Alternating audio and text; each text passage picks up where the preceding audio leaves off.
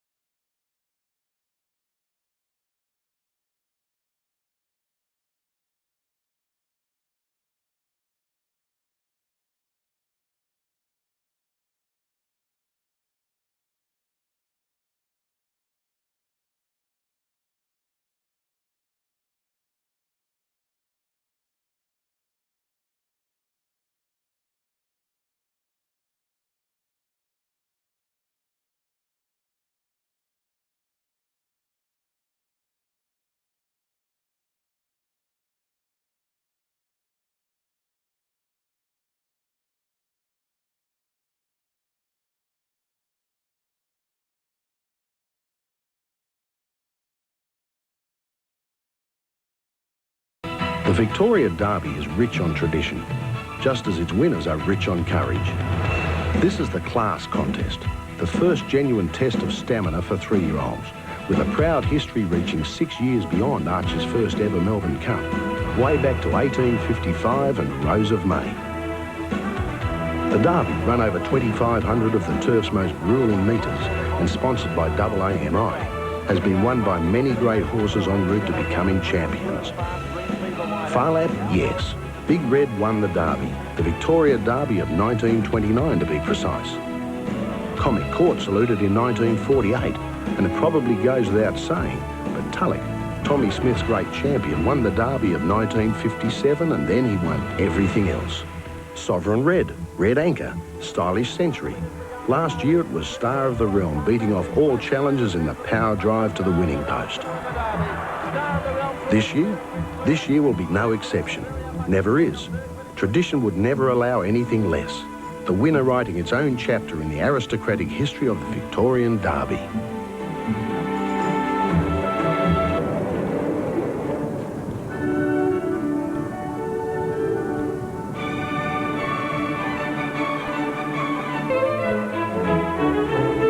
Welcome back to Network 10's live and exclusive coverage of the VRC Spring Carnival. Candidates behind the barrier for the Hilton on the Park Stakes. Race number 3 over 1,200 metres. As we have a look at Atlantic Brave and his rider Jimmy Cassidy, let's go up to Dan Willick. Thanks very much, Peter. Brilliant type of horse, Atlantic Brave. He beat Clan O'Sullivan 3 starts ago, a very capable sprinter. Gary Willits is in the box with me. Gary, this is a very difficult race. It's very difficult, Dan, because it's a penalties and set weight race where you have horses that say mightn't have won the stake money or get bigger weights, and it makes it very difficult to pick the winner here. Well, what's your tip in this race, Gary? Oh, I like Primacy. I thought his run in the Ascot Vale was very good, and if he runs up to that, he's going to be awfully hard to beat here. Well, he'll just about start the favourite, I'd say, Primacy, for this event, the Hilton on the Park Stakes, as the runners move in. There's only a couple of horses to link up to the gates.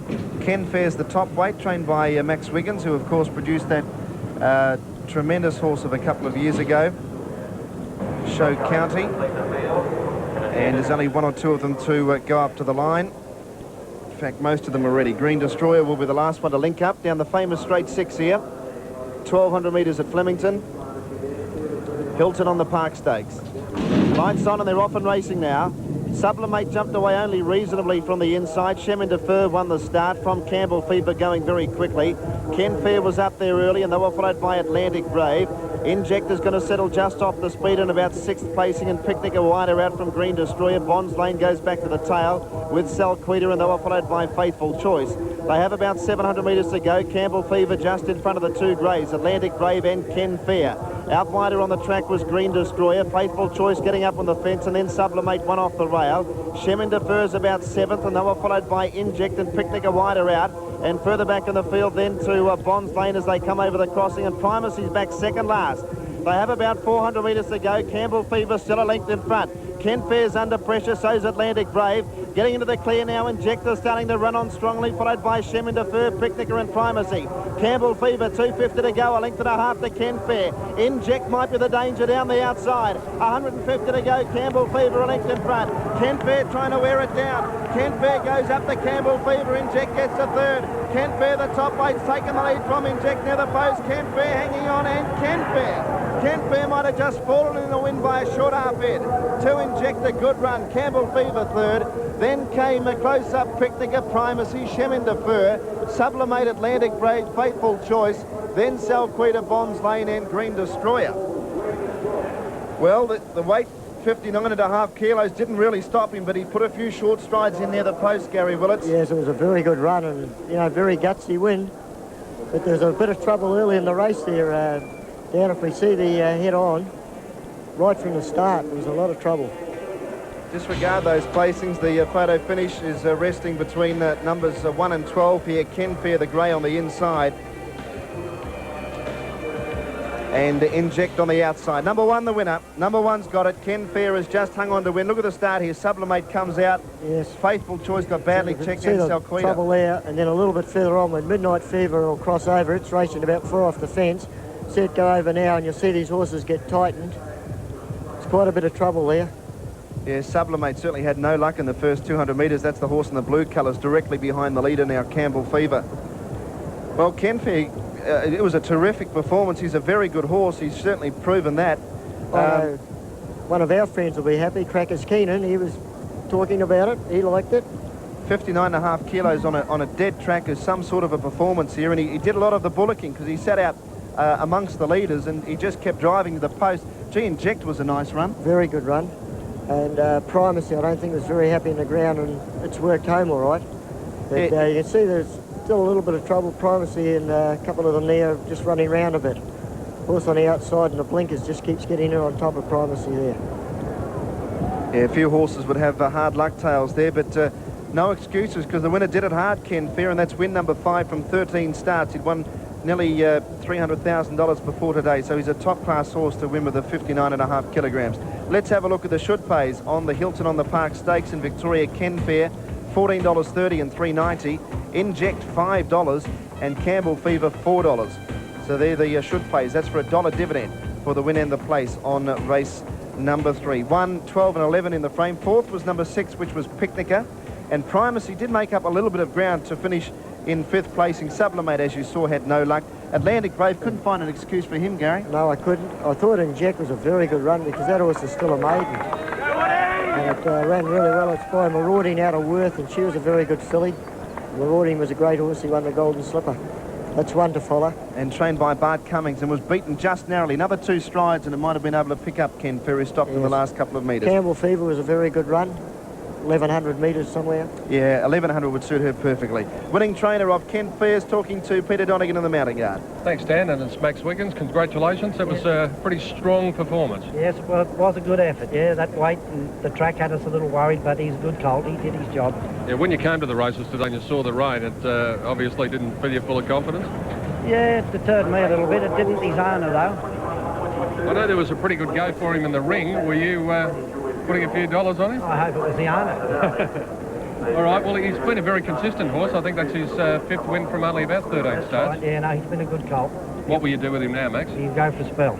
OK, congratulations on a fine win over the Carnival. Righto, thanks a lot. Max Wiggins, the trainer of Ken Fair, returning to scale now after the running of the 3rd event, the Hilton on the Park Stakes. The numbers 1, 12 and 11. Ken Fair getting the money in a rough race early from Inject and Campbell Fever. The time 1:11.8.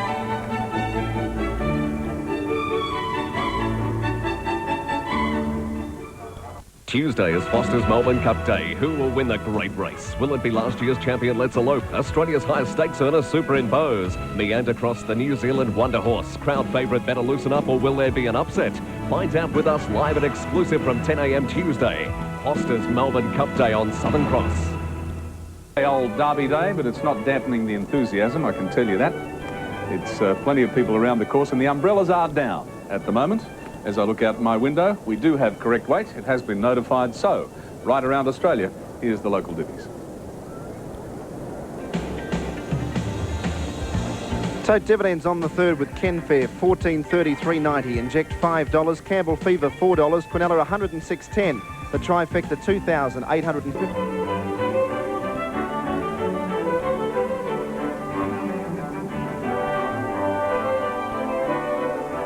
Runners are moving in for the Wakeful Stakes, race number 4. Run over 2,000 metres, a brilliant field of 3-year-old fillies here. Most of these will back up in the Oaks on Thursday. Goog Stream in the screen with Therese Payne. Horse in the green and black colours is Physical Lass. By gee, Danny, I thought a Zero looked beautiful, and also Love Comes to Town. They just stood out in the mounting yard. Both very good horses. Of course, they Quinella the 1,000 guineas. Gary G, it's starting to rain again. Yes, this is often a strange race. Of the 60s, isn't it? Harking back to that. Fillies to settle with the Oaks, you know, only a few days away. And often they're run at be up for auction. But I think Zero will have the ability to get over and get a nice run. Very good. She's won 7 out of 10 starts and just keeps getting better. Now, Physical Lass is going to be the last one to link up. A field of 20 in the Wakeful Stakes, over 2,000 metres.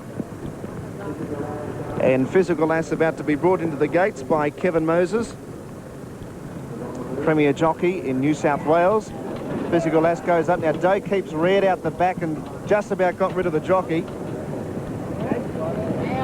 Jockey's out the back, very lucky not to be tossed right out of the gates. David Taggart. Joy's Girl's a bit toey. Put their life in their own hands sometimes, but Taggart back in the saddle on Doe Keep. Again, all appears to be okay. Right on, they're racing in the Wakeful Stakes. And Forget Playing missed the start by a length or so, and one of the first out was Skating from Sparky Miss and Freedom Fields. Pompey Lady goes up to fourth, followed by Mar Becker, Queen's Choice. Joy's Girl's about seventh out wider, followed by Racing Ruler. Mahaya was next, and Doe Keeper. Zero's 5 wide early. Burster's back on the inside midfield from Yodelay, Tempest Command. Love Comes to Town. Then out Tristolite, and very wide out on the track was Flitter, and back towards the tail was Forget Playing as they settled down with Physical Lass. Running up towards the 1400 metres point, and Skating's in front for Jim Cassidy by a half length to Pompey Lady, a half away third the inside Sparky Miss, 2 lengths to Azuro. Works up to be fourth now, a length and a half away Queen's Choice and Mar Becker, followed by Doe Keep out 3 wide. Burst was over on the inside, a length and a half to Racing Ruler. Mahaya, Love Comes to Town, buried away on the inside. Freedom Fields was next, but going backwards. Yodelay went around its outside, and they were followed by Flitter, still out 4 wide.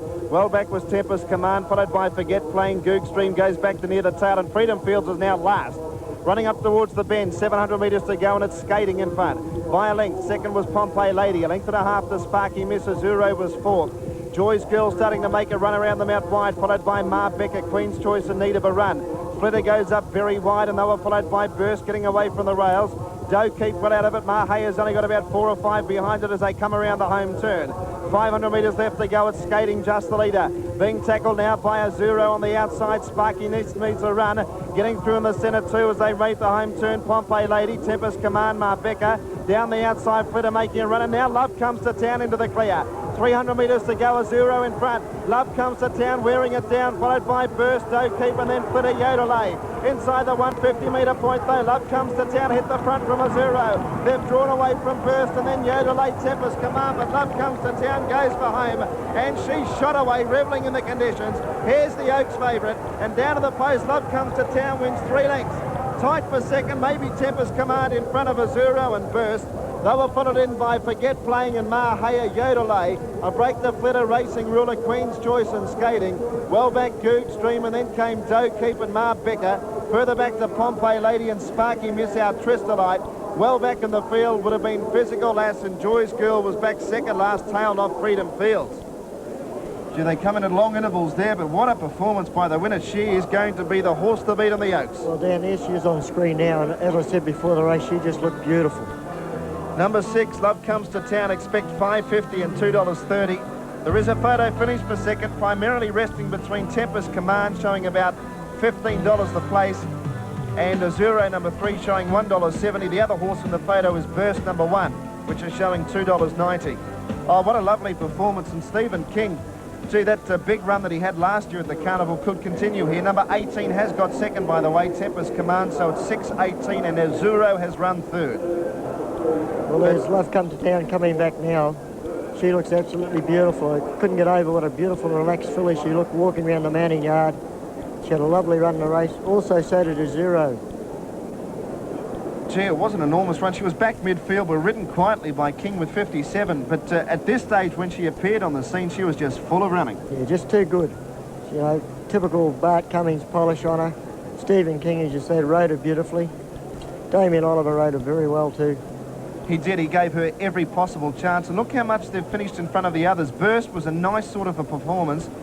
And Yodelay seemed to make up a lot of ground. But, the winner was just too good. Bart Cummings, gee, could have another Oaks winner. He's dominated that race in recent years. And Bart's with Peter Donegan. Yes, could very well be another Oaks winner for Bart Cummings. And she's going to be favourite now, Bart. A most impressive performance.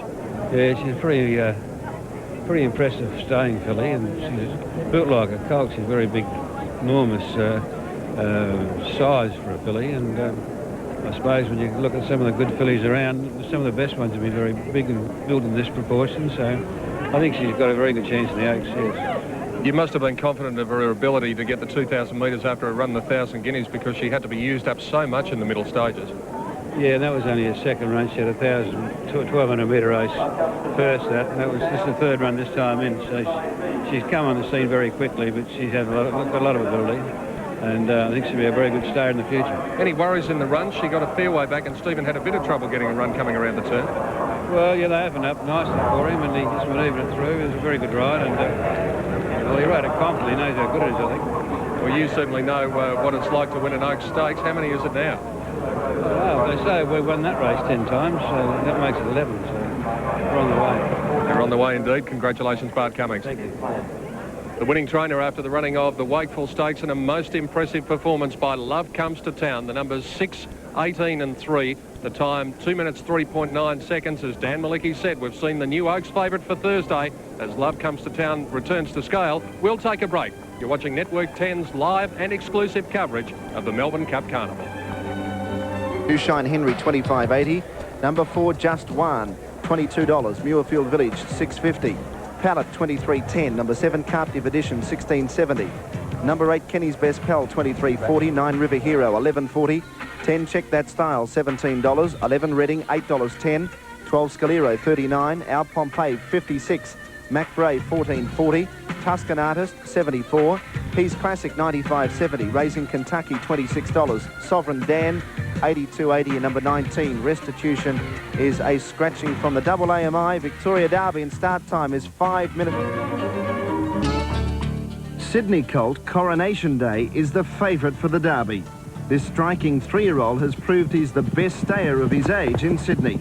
A tall and strong horse, Coronation Day has an explosive sprint. Palace Rain is trained by David Hayes. After winning the Group 1 Caulfield Guineas, Palace Rain was involved in a nasty fall in last week's Cox Plate after looking a winning chance.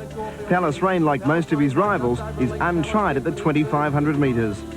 Trainer Bart Cummings always has a strong hand in the Derby. This year is no different. The Cup's King's main hopes rest with Muirfield Village and Shoeshine Henry. Muirfield Village is a smart 3-year-old who has come a long way in a short time. Shoeshine Henry put up a nice Derby trial when third to fellow Derby contenders Kenny's Best Pal and Captive Edition last week at Moonee Valley. South Australian Reading is still a maiden but looks a natural stayer. He finished 4th at Moonee Valley last week. The David Hayes train Check That Style was impressive in beating fellow Derby contenders Just One, Sovereign Dan and Pallet in the Geelong Derby trial 10 days ago. Another Sydney colt with claims is the Brian Mayfield Smith-trained River Hero, who revelled in the wet ground to win the Norman Robinson Stakes at Caulfield 2 weeks ago.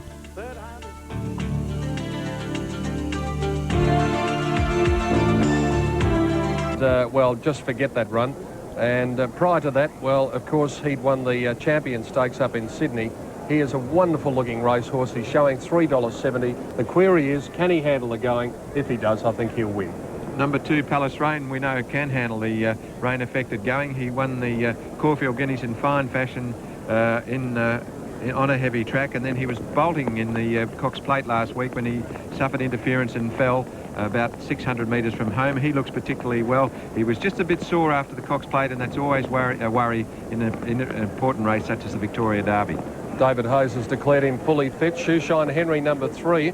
Well, he was inclined to race fairly fiercely the other day in the BMW Vase at Moonee Valley in the race won by Kenny's Best Pal, and probably didn't leave himself a lot left at the finish. He's going to have to settle a bit better over the 2,500 metres, because if he does start pulling and wanting to race fiercely today, that'll probably spell the end of his chances. And Peter, just a little bit of late information. Letza Lope's been granted permission to work at Flemington tomorrow morning, and her Melbourne Cup preparation is going ahead. Oh, good. And number 4, Just One, ran a good second in the Geelong Derby Trial Stakes to Check the Style.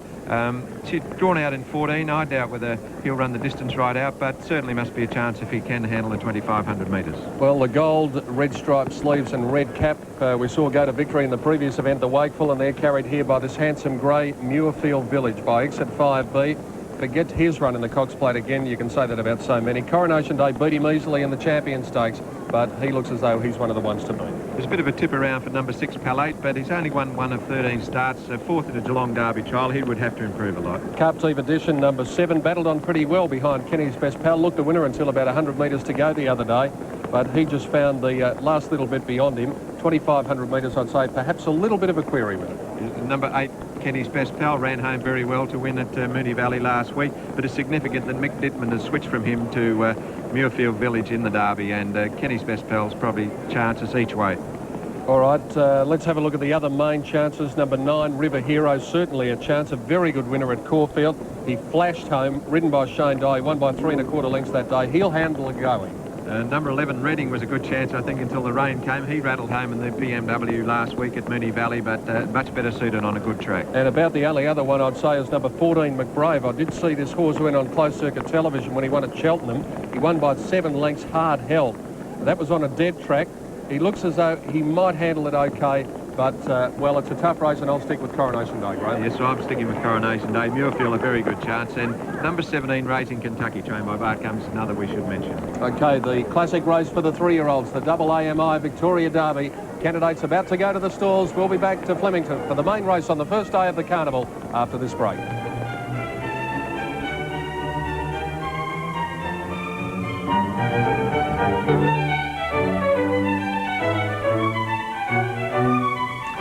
Well, there they are, cantering up to the start for the Victoria Derby. And what a race it's going to be. It's just been mentioned to me by all my friends here in the studio that every time I've mentioned it was going to fine up, it's bucketed down. So I won't mention it again. It might then fine up. All right, let's go up to the broadcast box and Danny Malecki. Thanks very much, Tim. This is a blue ribbon event, the Group 1 double AMI Victoria Derby. And we've got a marvellous field. 18 horses contesting this event. Gary, well, it's a race that you never actually got to win, but was placed in it 6 times. It must have been frustrating. It was, Dan, and really I couldn't say I was unlucky in any of them. I had good runs in the races. This start here is very important, the 2,500 metre. You've got a very short run to the turn. The horse is drawing wide. They've only got the 2 options. Either they kick up or they go back and try and get in. But Coronation Day certainly looks very well to me. Well, Jim Cassidy's got the right on Coronation Day, and Jim's won 2 previous derbies on Handy Proverb and Omnicore. Let's see what Jim has to say about the big 3-year-old. Well, Jim, to put it bluntly, he's put a little bit of a damper on things. Coronation Day, what about the track?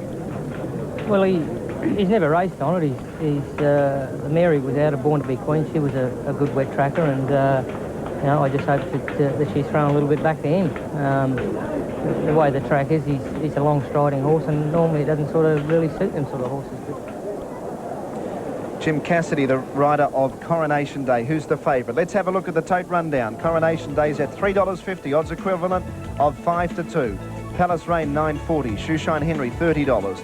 Just One, $26. Muirfield Village, $7.50. Pallet, $20.80. Captive Edition, $22.60. Kenny's Best Pal, $30. River Hero, $6.70. Continued to shorten right up, River Hero. Check That Style, $18.90. Reading, $10.10. Scalero, $52. Our Pompeii, $72. Mac Brave, $16.80. Tuscan Artist, the horse from Perth, $114. He's Classic, $89. The Kiwi, $24 for Raising Kentucky, number 17. And $109 about number 18, Sovereign Dan. Restitution is out. Win pool of almost $1 million, $941,000. Would climb past the $1 million mark by the time they jump, and $634,000 for the place. So already the Derby holding over $1.5 million. Well, Gary, your tip in the event, are you going to stick with Coronation Day? Yes, he certainly looks nice. He's nice and relaxed there. He's got the right jockey. One I do like a little bit is Reading, but I notice he's still a maiden, but a maiden won it last year, I think. 2 years ago, Fire Oak. Reading, he's a very lovely type of horse, and gee, he'll be suited by the distance, and of course he's by Nassipor, and Nassipor's side the Cup Quinella last year of Let's Elope and Sheba's Revenge, so he's certainly got the right breeding despite being a maiden, Gary. That's right, yes, it's certainly, and he's been running home very well in most of his races. So I would expect, on the bigger track, that's what the trainer is saying the horse wants. Well, I hope he can get home today for them. Well, Bart's had a tremendous record in this race, and he's got 3 in it this year. Shoeshine Henry, Muirfield Village, and Raising Kentucky as well, number 17. Well, that's right. Muirfield Village was very impressive that day at Rose Hill when he beat Superimpose. And his running wasn't all that bad at the Cox Plate because it was a pretty rough race, and I think a lot of those horses you're going to ignore they ran at that. Palace Rain fell in the Cox Plate last week. Can that affect his chances? Well, it often does. The horse will lose a little bit of confidence. His winning the Caulfield Guineas was very good, and that is generally a race that's had a good bearing on the Derby. But whether that horse has got over that fall, only this race will tell, actually. There's been good support for River Hero, number 9. He has shortened right up in the betting. He was double-figure odds, and now a clear cut second favourite at $6.20 and $2.30. Crackers might have some last-minute information from the betting ring. And I would say that River Hero, the boys down here are really going to take a whack in the eye if these two actually run to Quinella or get up, because there's been a hell of a lot of money, a lot of interstate money, and a lot of money from New Zealand. But all of a sudden, the boys have really decided to have a bet, and they've opened up and they've walked in, and I've seen a couple of $1,000 bets put on. There has been a couple of $5,000, and over in the rails, a lot of money put on too. All set to go for the double AMI Victoria Derby, 2,500 metres. The light is on. Favourite Coronation Day. Set, and they're racing. Coronation Day missed the start by a length or so, and Shoeshine Henry a bit slow to begin with Tuscan Artist. One of the first horses to appear was Just One, and he immediately looks for the front running from Palace Rain. McBrave goes up in a second placing, and wide out on the track getting to third, Sovereign Dan, followed by He's Classic. Coronation Day's worked up to be fifth going out of the straight. They were followed by Muirfield Village, Palace Rain seventh on the rail, followed by Carnival Edition. Going around them three deep was Racing Kentucky, and they were followed by Shoeshine Henry. Pallet back midfield from Our Pompey and Reading, 2 lengths to River Hero, who settled well for Die. Then Tuscan Artist, 2 lengths to Check That Style, 2 lengths to Kenny's Best Pal, and last of all was Scalero, and he's 15 lengths off the lead. Along the back of the course they go, 1,700 metres to run, and McBrave in front for Darren Gauci. By a length to Sovereign Dan. Third the inside was Just One. Shoeshine Henry going up 3 deep to fourth, and they were followed by He's Classic, Coronation Day. Seventh on the inside, Palace Rain. A length away then to out on the outside, Muirfield Village, Carnival Edition, the rail. They were followed by Pallet back midfield, Racing Kentucky 3 deep. Our Pompey's over on the fence, a length away then a Reading, 2 lengths away Tuscan Artist and River Hero. 1.5 to Check That Style, 2 lengths to Kenny's Best Pal, and a length and a half to Scalero. Well, there must be 20 to 25 lengths between first from last.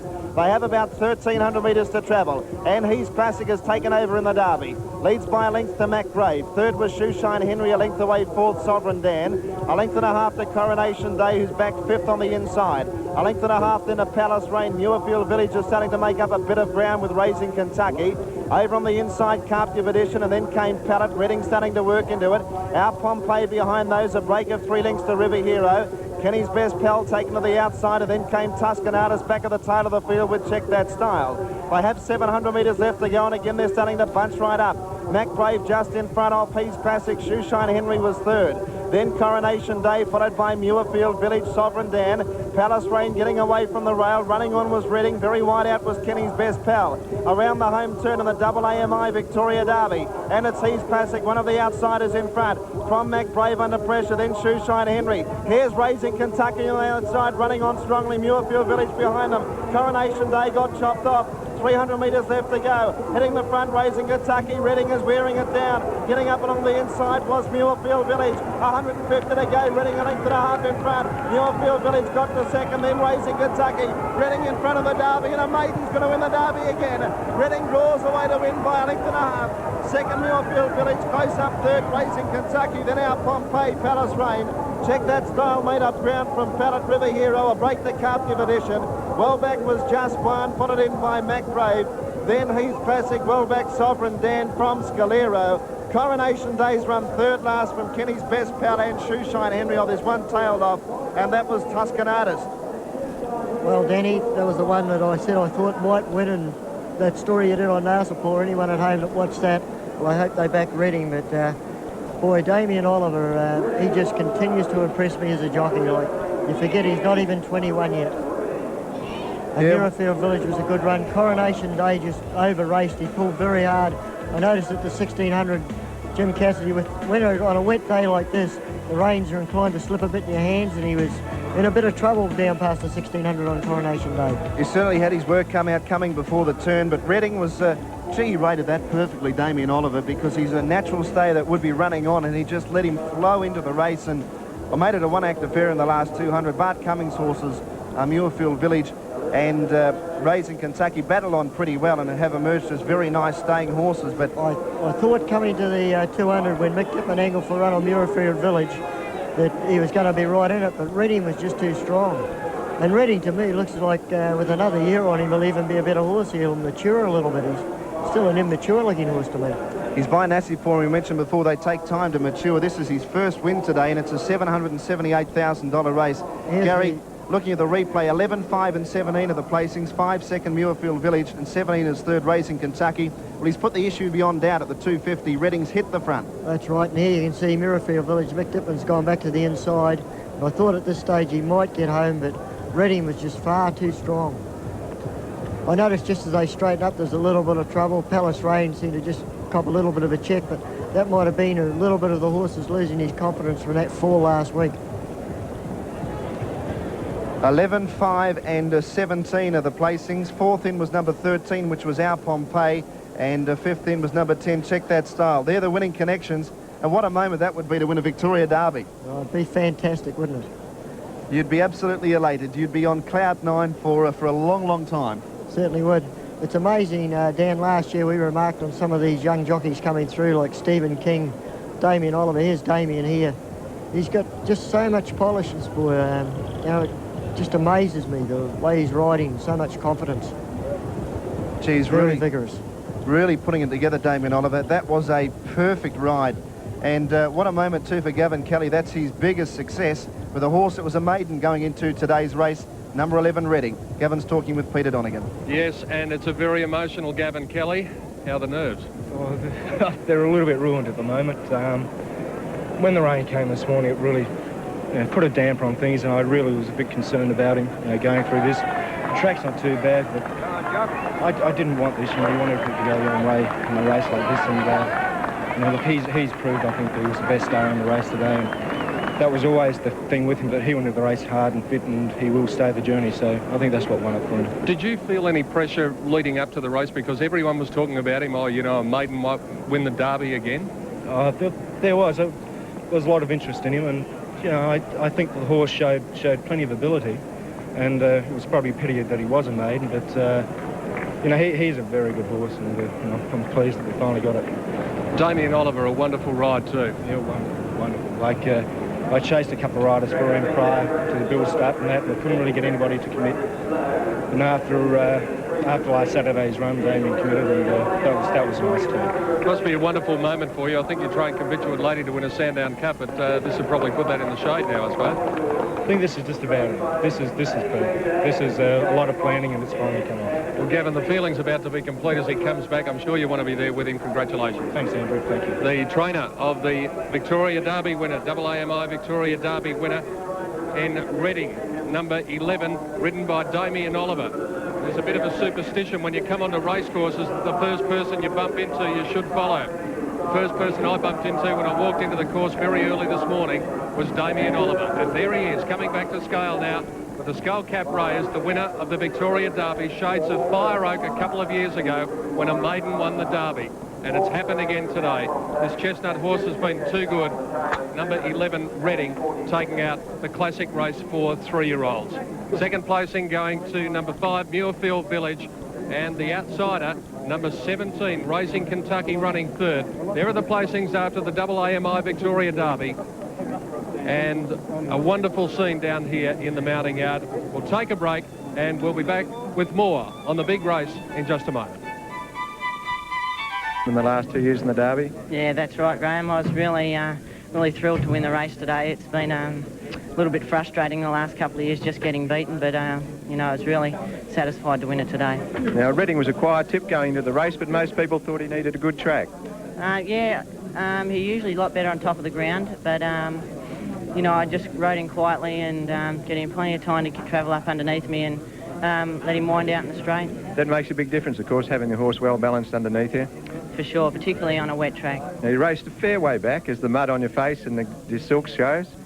You know, I wasn't sort of too worried about how far I got back, as long as I, you know, got him one off the fence and had an easy run through the race. And then you whipped out coming to the 400 metres, and you loomed up as a big challenge right at that stage. Yeah, it worked out well because I had Muirfield Village back inside me in a pocket, and you know, I got a good card up from some of the other runners in the race, and when he straightened up, I just went for home on him. And you're out on the outside and the good clear going and a good run. That's right, yeah. The horse has a nasty habit of ducking in when he's under pressure, and I thought about changing the whip to the left hand, but I knew he'd cleared them, so I let him go forward to the fence then. And he did duck in a little bit towards the post, didn't he? But no, nothing of any concern. No, not at all. He sort of had the race won by then.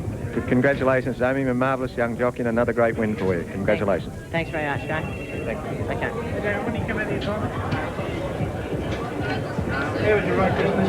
Yes, indeed, it was a great win, and there you can see it.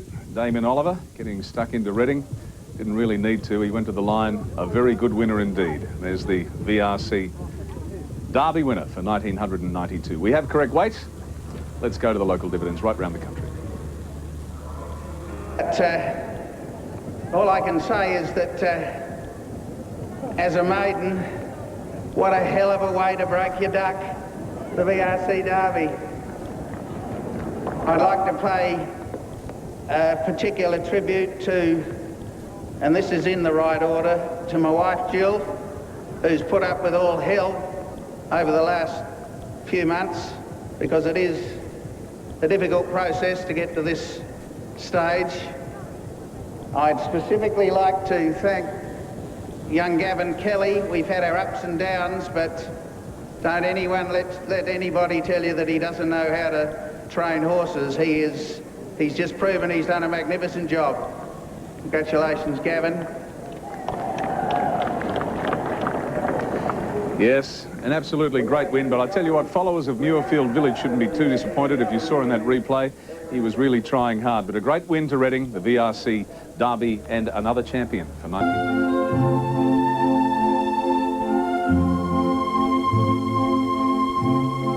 Say a horse was a good thing, you know, they just got to be exceptional. And take you to one of the best resorts in Australia to enjoy your winnings. Not bad for a morning's work, eh? Healthy, wealthy and wise, 7:30 Monday on Southern Cross. In Kentucky, $6. Trifecta, $1,658.50. Quinella paid $40.10, and the running double paid $44.70. Placings 11, 5 and 17 in the Victoria Derby of 1992, and correct weight is there. Okay, thank you, Dan. Let's go back now to the Channel 10, Network 10 marquee, I should say. And Kerry-Ann mentioned before that Robert Sangster is not here this year, which is very unusual, but his son Adam is, and Kerry-Ann has him with her. Yes, thank you very much, Tim. Adam Sangster has joined us, who is the director of Swettenham Stud and responsible for the Southern Hemisphere horse racing. Good afternoon, Adam. Good afternoon, Kerry. A tip for the Cup? A tip for the Cup? Well, I don't think anyone could probably beat Undercross and sort of Sub-Zero to come Quinella. That's a muster. Yeah, I would have thought so with this weather, and he's pretty good sort of stayer. Now, it's very unusual for your father, Robert Sangster, not to be here. Yeah, could you explain why? Well, the reason is for a Kerry, because we've got the Breeders' Cup this weekend, and sadly the Breeders' Cup always sort of falls on the same weekend.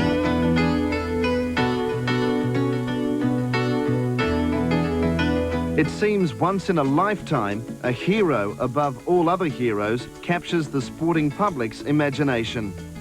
In racing circles, this hero is Superimpose.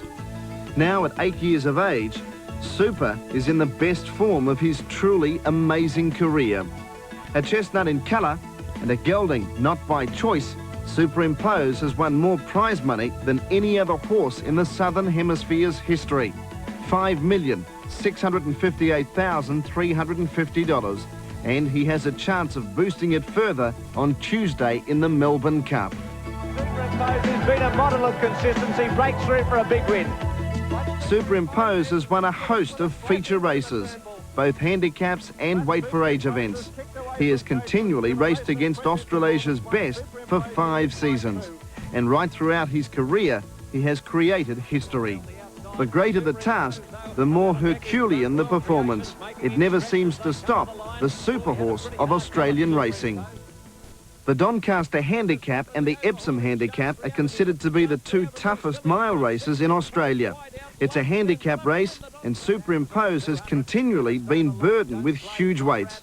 But it doesn't stop him. He's won each race 2 times. No other horse in over 125 years has got close to that feat. Superimpose, a super horse. What a horse. Superimpose the lane in front, but go Super. Superimpose is mowing down Livingstone Lane. Superimpose has done it again. He's done it again.